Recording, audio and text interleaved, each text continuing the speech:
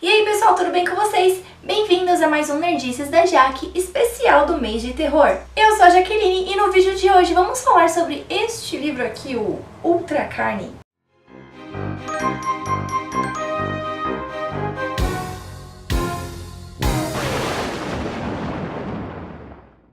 Se você é fã de histórias de terror, este livro aqui não pode faltar na sua estante. Ultra Carne é um livro escrito pelo César Bravo, que é um escritor nacional, e ele é publicado aí pela Dark Side Books.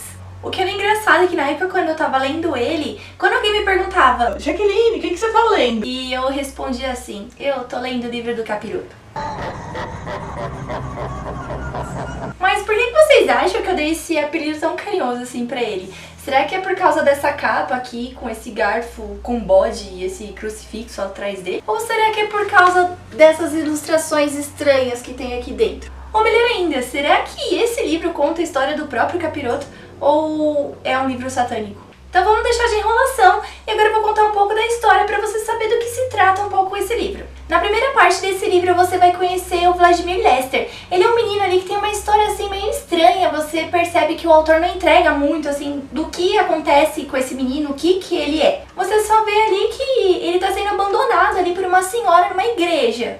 Até aí parece normal, né? Uma história de abandono normal. Só que essa senhora, ela chega na igreja falando que o povo dela não quer essa criança ali no meio deles. E para que o padre aceite essa criança ali na igreja, no meio dos outros órfãos, ela oferece uma boa quantia em dinheiro que é o suficiente para cuidar do menino assim durante anos e anos. E aí por esse começo você já percebe, opa, alguma coisa está estranha, tem alguma coisa suspeita aí, o que esse menino é? E assim, com tanto dinheiro na frente, né, claro que o padre pensou ali duas vezes e acaba aceitando o menino dentro da igreja.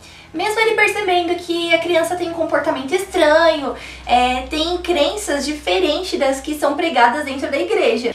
Então, como eu não tinha mencionado antes, o Vladimir, ele veio de um povo cigano, por isso que o padre estranha tanto ele e fica assim meio receoso de receber ele na igreja. E assim, junto, né, com o Vladimir, essa história do povo cigano, vem muito mistério, tem muita coisa que vai fazer você devorar a primeira parte, assim, desse livro em horas. Eu tive um sentimento engraçado, assim, durante essa primeira parte da leitura, porque mesmo que o Vladimir seja uma criança estranha, com comportamentos lá, né, que não posso falar muito, quando outras crianças mexiam com ele, provocavam ele, que faziam coisas ruins, maldades com ele, você acaba ficando, você fica com pena, fica com dó dele. E aí durante essas partes, né, eu ficava assim, só lendo, tipo, pensando assim, menino, não faz isso com ele, porque você não sabe o que vai acontecer, você vai se arrepender. E aí, é engraçado que você fica torcendo por essa reviravolta, mas você não imagina o quão chocante que essa reviravolta pode ser. E tem outro ponto muito importante ali sobre o Vladimir, que é o gosto dele pela arte, né, então ele gosta muito de fazer pinturas, esculturas.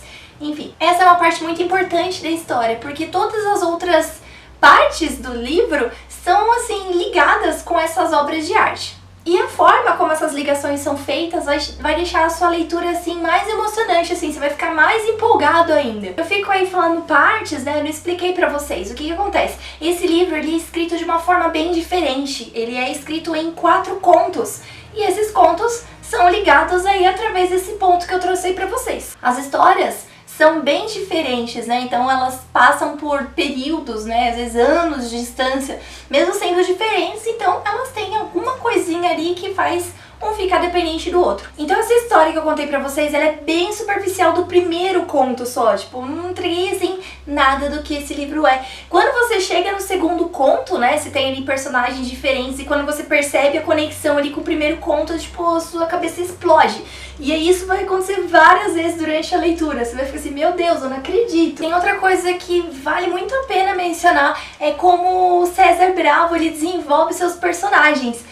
Os personagens deles são tão bons, bons ao ponto de você odiar eles, entendeu? Que tipo, você consegue entender o pensamento deles, você vê que são pessoas escrotas, sabe? Que tipo, cada merda que eles pensam, você fica assim, mano, não é possível, e você quer que eles acabem indo pra aquele lugar mesmo. E eu acho que esse é um dos pontos fortes desse livro, não é só o terror, a forma como o terror é escrito, é os personagens, porque sem eles esse livro aqui não ia ser o que ele é. Porque os personagens, você percebe assim que eles são muito humanos, sabe? Eles têm pensamentos assim que você imagina que qualquer outra pessoa teria se estivesse na mesma situação que eles. E essa história faz você pensar um pouco no capaz de ir baixo, sabe? Quando ele tá ali ferrado na vida. E outra coisa que eu não posso deixar de mencionar nesse livro é o gore, né? Tipo, você tem que gostar de ter sangue assim na sua cara, assim, ó, entendeu? Tipo, de ver tripa, todas essas coisas, entendeu? Porque se você é sensível a esse tipo de cena, de leitura, talvez não seja uma boa ideia pra você.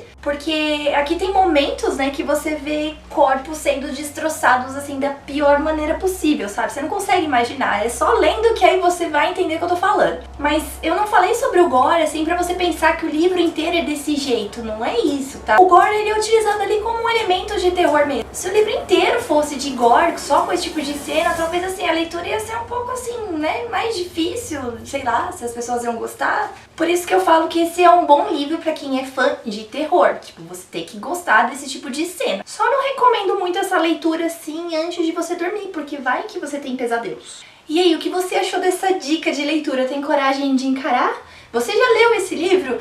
Se você já leu ou ficou com vontade, deixa aí nos comentários que eu vou adorar saber. E pra você que é fã de terror, já se inscreve aqui no canal e curta esse vídeo, porque esse é o mês especial de terror, então a gente vai falar mais coisas a respeito do assunto por aqui. Então, eu fico por aqui, um grande beijo a Jaque e até o próximo vídeo. Tchau!